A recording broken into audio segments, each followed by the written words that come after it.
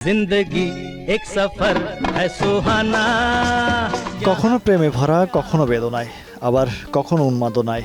জিন্দেগি এক সফর হে সোহানা বলেই কিশোর কুমার যেন নিজের জীবনকে এই গান বানিয়ে ফেলেছিলেন। শুধু গানে সক্রিয় ছিলেন না তিনি, পরিচালনা ও অভিনয়েও তার প্রতিভা ছিল চোখে পড়ার মতো। ওপারে থাকবো আমি, তুমি রইবে পারে।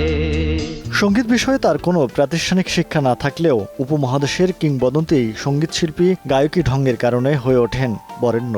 ছোটবেলা থেকে কিশোরের অভিনয় থেকে গানের প্রতি ঝোঁকটা ছিল বেশ। ৫০-এর দশকের শেষ দিকে তিনি একজন প্রতিষ্ঠিত কমেডি নায়ক হিসেবে পরিচিতি লাভ করেন। অভিনয় করেন 4টি সিনেমাতে। आपका जवाब नहीं है, अल्लाह की कसम, और आपने में क्या काम किया, मैं आपके पाँव पड़ता हूँ। সুরকার, গীতিকার এবং প্রযোজকের ভূমিকাও পালন করেন কিশোর। সঙ্গীত জীবনে তিনি প্রায় ২০০০ গান গেয়েছেন। তিনি মোট ৮বার ফিল্মফেয়ার পুরস্কার অর্জন করেন। ১৯২৯ সালে মধ্যপ্রদেশের খান্ডোয়ার এক বাঙালি মধ্যবিত্ত পরিবারে জন্ম নেওয়া গায়ক জীবনের শেষ দিন পর্যন্ত গান গেয়েছেন।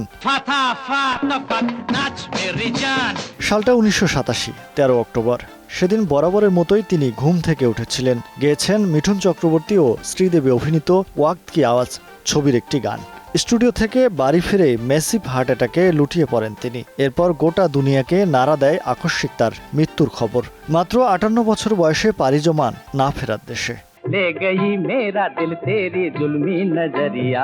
প্রজন্ম বদলেছে গানের ধরনও, কিন্তু কিশোর কুমারের কণ্ঠ আজও সময়কে ছাপিয়ে আছে। তিনি হয়তো চলে গেছেন, কিন্তু তার গান আজও আকাশে ভেসে বেড়ায় যেন এক অনন্ত কণ্ঠের প্রতিধ্বনি হয়ে। মুহিব আল হাসান, সময় সংবাদ, ঢাকা।